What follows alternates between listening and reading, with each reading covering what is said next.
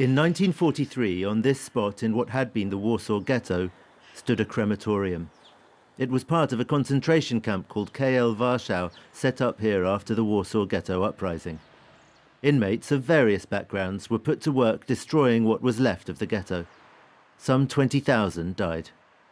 But for decades, some Poles have believed a rail network linked this camp to 4 other sites comprising the KL Warschau complex, and that the real death toll was 10 times higher.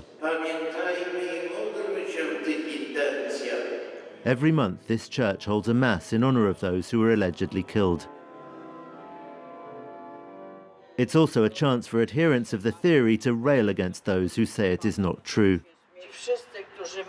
That some people have doubts is just ridiculous, because surely Himmler knew what he was talking about. Mira Modelska-Krich is today the leading proponent of the theory that 200,000 people were killed in KL Warschau, or even more. It actually comes to 275,000, but in statistics the tradition is to take the lower figure. After the mass, the group makes a procession to one of Warsaw's several monuments to the alleged victims. Wchodzi 200,000 Polaków zamordowanym przez Niemców w koncentracjonallager Warsaw. Not only the Jewish nation perished, above all, Poles perished because the Germans had a plan to destroy us. Polish nationalists often argue that Jewish victimhood in World War II has obscured the suffering of non-Jewish Poles. The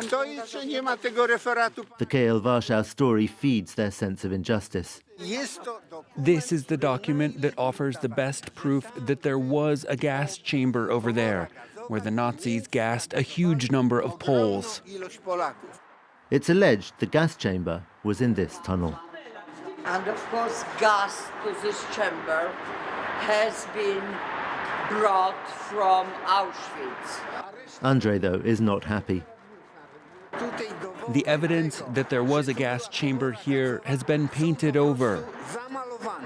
In 2010, Poland's Institute of National Remembrance commissioned a report into KL Warschau from this man, Zygmunt Walkowski, who specializes in the analysis of aerial photographs.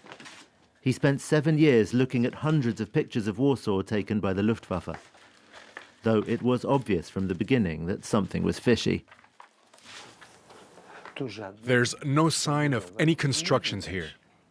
And this is a photography that's dated October 1943. And as for the gas chamber in the tunnel, beyond any doubt, the tunnel was open to traffic. Here we can see a vehicle heading in that direction. It just came out of the tunnel. Photographs taken just a few minutes apart clearly show the same vehicles going into and out of the tunnel. Walkowski's painstaking research cross-references the Luftwaffe photos with other sources and deconstructs every aspect of the KL Warschau myth. His statements on the matter have made some people angry. He's had to reinforce his front door. They said they've got me in their sights and that they'll be coming after me. But he's not so much fearful as dismayed. I get that you're using other people's death as a foundation for your patriotism. But when I can prove that so many fewer people died, how can you not be pleased? I cannot understand this. In 2016, before Walkowski had finished his work, Poland's ruling conservative nationalists appointed a new director to the Institute of National Remembrance. It has not published Walkowski's report. Its prosecutors did once acknowledge that the researchers' findings disproved the theory in a letter sent to journalist Christian Davies. Beyond any doubt. Since then, nothing. Davies believes the authorities are deliberately letting the theory fester. We have many examples of particularly ruling party politicians inviting the main protagonists of spreading the conspiracy to events, of using even the army to salute plaques which have information which we know to be false. That was in October 2017, on the side of this church in eastern Warsaw. The plaque is still there. Another stone stands in this woodland. A committee of historians that used to rule on the accuracy of monuments said it should be removed. The government dissolved the committee. There are people in this country who for whatever reason, don't seem to be able to accept that there are other people, namely the Jews of Europe, who suffered more than they did.